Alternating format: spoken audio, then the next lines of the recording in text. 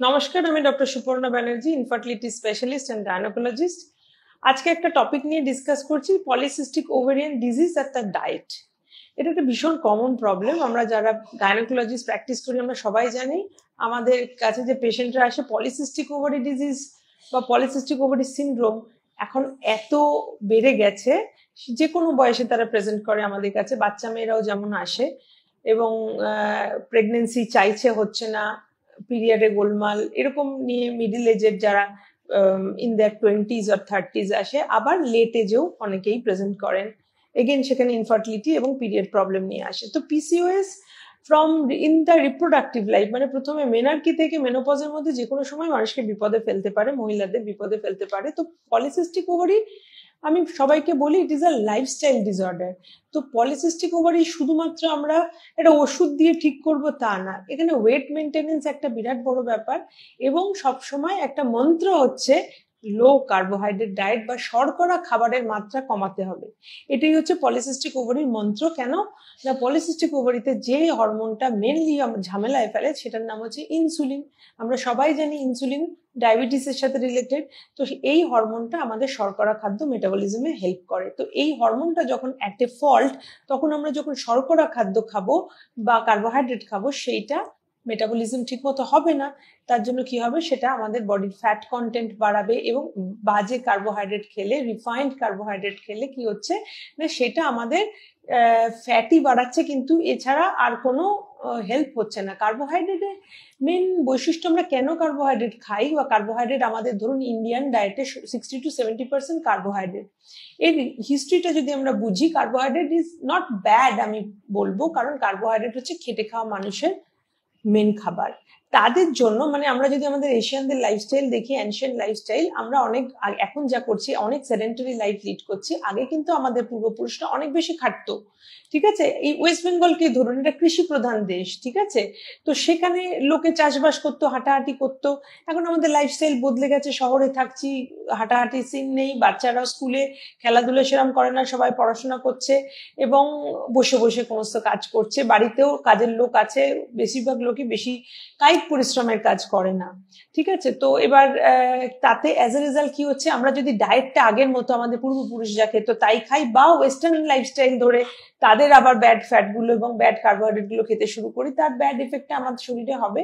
তাতে কি হয়, পলিসিস্টিক ওভারিতে ডায়াবেটিসের রিস্ক বেশি, মেটাবলিক সিনড্রোম হয়, যেখানে কোলেস্টেরল ট্রাইগ্লিসারাইড বাড়ে। এই সমস্ত প্রবলেম গুলোকে আমরা ইনভাইট করি ফ্রম আওয়ার লাইফস্টাইল। তো কার্বোহাইড্রেট খেতে গেলে মনে রাখতে হবে যে প্রচুর এক্সারসাইজ করতে হবে, কারণ কার্বোহাইড্রেট আমাদের একটা ইমিডিয়েট এনার্জি দেয়।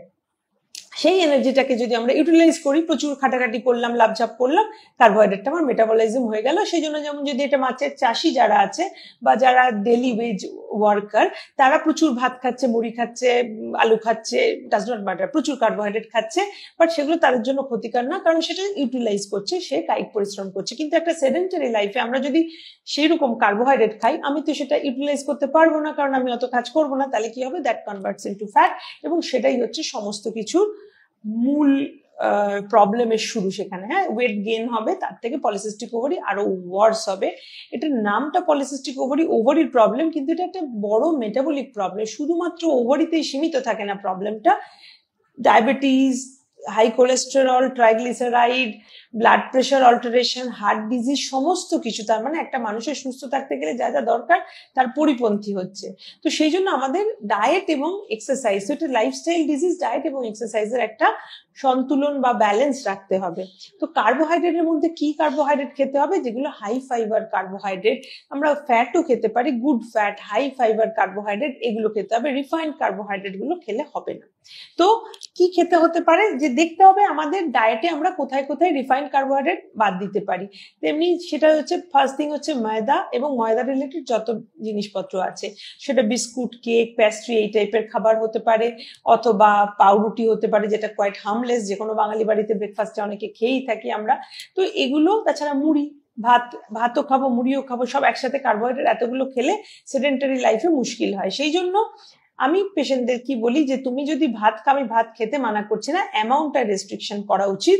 যে অ্যামাউন্ট অফ রাইস যেটা আমরা খাবো সেটাকে আমরা বাড়াবো না, যে আজকে আমার এটা ভালো লাগলো তো আমি আরো খেলাম, অ্যামাউন্ট অফ রাইসটা কম খেতে হবে।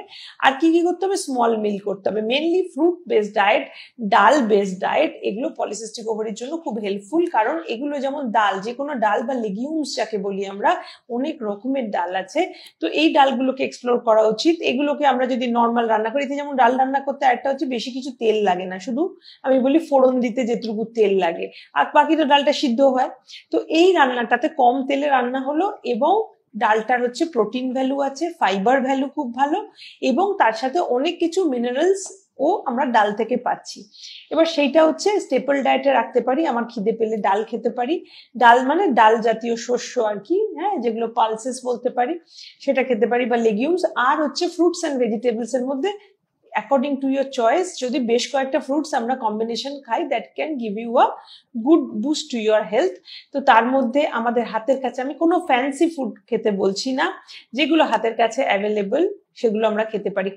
কলাতে হাই ক্যালোরি থাকে, কার্বোহাইড্রেট থাকে, বাট অনেক মিনারেলস রয়েছে, অনেক ফাইবার আছে, আয়রন আছে, সেজন্য কলা যে ব্যাড তা না। কিন্তু কেউ যদি কলা খায়, একটা ব্রেকফাস্টে কেউ কলা খেতেই পারে, স্মল অ্যামাউন্ট অফ বানানা, বা কেউ যদি মিল্কের মধ্যে বানানা দিয়ে মিল্কশেক বানিয়ে খেতে পারে, it is very tasty, as well as একটা ফাইবার দিল, ফুল মিলের মতো ব্রেকফাস্ট হলো, আর কিছু না সাথে। তারপরে রাইস ডাল যেমন স্ট্যান্ডার্ড বাড়িতে হয়, রান্নার মধ্যে আমি বলি যদি পটেটো খেতে হয়, মিক্সড ভেজিটেবল হিসেবে পটেটো খেতে পারো, not like only potato diet, বা আলুটা শুধু আলু ভাতে আলুর দম, আলু পোস্ত, এই টাইপের শুধু আলু খাওয়াটা ঠিক না এই গ্রুপ অফ পেশেন্টের, ঠিক আছে? সেই জন্য মিক্সড ভেজিটেবল, গ্রিন ভেজিটেবল যত খাবে তত বেশি ভালো, ফাইবার পাওয়া যাবে, ফোলেট পাওয়া যাবে, ভিটামিন B12 কিছুটা পাওয়া যাবে, ভিটামিন B12 বাকিটা আমরা অ্যানিমাল প্রোটিন থেকে পাই, সেটাও খুব ভালো। Milk is another good substitute.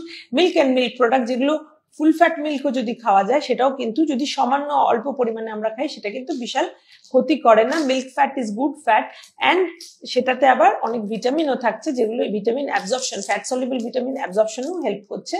তো এগুলো সমস্ত কিছু উপকারী, প্রোভাইডেড সবকিছুর একটা অ্যামাউন্টটাকে আমাকে নিয়ে ভাবতে হবে। আমি খেতে মানা করছি না, অ্যামাউন্টটাকে নিয়ে ভাবতে হবে। আমি মিল্ক যেমন বলছি, কিন্তু এই না যে আমি মিল্ক দিয়ে মানে খুব রেগুলার আমি পনির খাচ্ছি, বা রেগুলার অনেকটা করে দুধ খাচ্ছি, ঠিক আছে? অল্প পরিমাণ ব্রেকফাস্টে যদি কেউ খায়, ইটস নট হার্মফুল। ইয়োগার্ট বা দই ভীষণ ভালো, ঠিক আছে? এগুলো সব মিক্স অ্যান্ড ম্যাচ করে আমরা খেতে পারি। ফলের মধ্যে ইউ নেম ইট, সব ফলই ভালো। এবার তুমি কোনটা ফল খাবে, ইভেন ধরো খেজুর, যেটা একটু মিষ্টি ফল, তাতেও কিন্তু প্রচুর ফাইবার আছে, আয়রন আছে, ইটস নট ব্যাড। কেউ যদি দিনে একটা খেজুর খায়, বিরাট প্রবলেম হবে না। কিন্তু যাদের ডায়াবেটিস অলরেডি আছে, তাদের সুগার খেতে, এক্সট্রা অ্যাডেড সুগার বারণ করা হচ্ছে, সেই ক্ষেত্রে হয়তো খেজুর is not the ideal fruit, but otherwise also সেটাও ভালো। সিডস, নাটস অ্যান্ড সিডস, এর কোনো অল্টারনেটিভ নেই। বিভিন্ন ধরনের নাটস মিক্স অ্যান্ড ম্যাচ করতে হবে, প্রত্যেকটাতে উপকার আছে। তাছাড়া সিডস এর মধ্যে হচ্ছে চিয়া সিডস ভীষণ important, flax seed, chia seed, pumpkin seed, এগুলো প্রত্যেকটার অনেক নিউট্রিয়েন্টস রয়েছে, অনেক ভিটামিন এন্ড মিনারেল রয়েছে, এবং এতে যেটুকু ফ্যাট আছে, যেমন চিয়া সিডে ফ্যাট আছে, অ্যাভোকাডো বলে ফলটাতে ফ্যাট আছে, এই ফ্যাটগুলো কিন্তু গুড ফ্যাটের মধ্যে পড়ে, এবং ফ্যাটটা দরকার আমাদের ফ্যাট সলিবল ভিটামিনকে অ্যাবজর্ব করার জন্য, এবং পলি আনস্যাচুরেটেড অ্যাসিড যেখানে থাকছে, সেই ফ্যাটগুলো আমাদের শরীরের জন্য ভালো। তো এই সিডস গুলোকে আমরা ইন কম্বিনেশন খেতে পারি, এগুলো আমাদের একটা ফুলনেস দেবে, কিন্তু ক্যালোরি ভ্যালু কম থাকবে, আর এতে অতটা কার্বোহাইড্রেট থাকছে না। সবেতেই অল্প বিস্তর কার্বোহাইড্রেট থাকে, বাট এইগুলোর কার্বোহাইড্রেট ভ্যালু কম। তো এগুলোকে আমরা বিভিন্ন ভাবে খেতে পারি, যেটা আমাদের উপকারে লাগে। তার সাথে একটু হলেও এক্সারসাইজ, যেটা একদম সেডেন্টারি না থেকে, যদি হাঁটা স্কোপ থাকে, হাঁটা, যোগা করা, যেটা মেন্টাল স্ট্রেংথ বাড়াতেও হেল্প করে, প্লাস কিছু এক্সারসাইজ, একটু লাফঝাপ করা, স্কিপিং করা, যার লাইফস্টাইলে যেটা সম্ভব সে সেটা করে যদি, তাহলে একটা ব্যালেন্স থাকে, তাহলে ওয়েট গেইনটাকে চেক করা যায়। আর যারা অলরেডি অনেক ওয়েট গেইন করে ফেলেছে, তাদের কিন্তু একটুখানি বাইরের খাবার একদম টোটালি স্টপ, বাড়ির খাবার যেগুলো আমি এতক্ষণ আলোচনা করলাম, সেগুলো মিক্স অ্যান্ড ম্যাচ করে অল্প অল্প অ্যামাউন্টে ডেফিনেটলি খেলে উপকার হবে, উইথ আ গ্রেডেড এক্সারসাইজ। একদিনে কেউ এক্সারসাইজের লেভেল অ্যাচিভ করতে পারে না, কিন্তু এটা গ্রেডেড এক্সারসাইজ, অথবা হেল্প ফ্রম সাম এক্সপার্ট, কেউ যদি হেল্প করে দেয় যে কি এক্সারসাইজ করলে তার পক্ষে ভালো হবে, তাহলে কিন্তু খুব ভালো হয়। এবং যারা অনেক বেশি ওয়েট গেইন করেছেন, যাদের BMI খুব হাই, তাদের আমি অনেক সময় বলি গ্রুপ থেরাপি তাদের জন্য ভালো। মানে এক্সারসাইজ অনেক সময় একা করলে সে মোটিভেশনটা পাওয়া পাওয়া যায় না, তো গ্রুপ সেক্ষেত্রে জিম অনেক সময় হেল্পফুল, যেখানে আরো অনেকে করছে যারা ওরই মতো আছে, তো তাদের দেখে মোটিভেটেড হয়ে করতে ইচ্ছা করে, বা ভালো যদি একজন ট্রেনার গাইড করে তাহলেও হয়তো অনেকের সুবিধা হয়। তো এগুলো কনসিডার করবে ফর সুস্থতা, মানে পলিসিস্টিক ওভারি কন্ট্রোলটা পেশেন্টের নিজের হাতে থাকছে, কারণ লাইফস্টাইল ম্যানেজ করে, ওয়েট ম্যানেজ করে, low carbohydrate diet with protein and vitamin rich diet can help. হ্যাঁ, তো এইটা দিয়ে আমরা কিন্তু পলিসিস্টিক ওভারি অনেকটা কন্ট্রোল করতে পারি, হয়তো কোনো ওষুধই লাগলো না বাকি, তারপরেও যদি লাগে খুব সামান্য কিছু লাগতে পারে, চিন্তার কিছু নেই।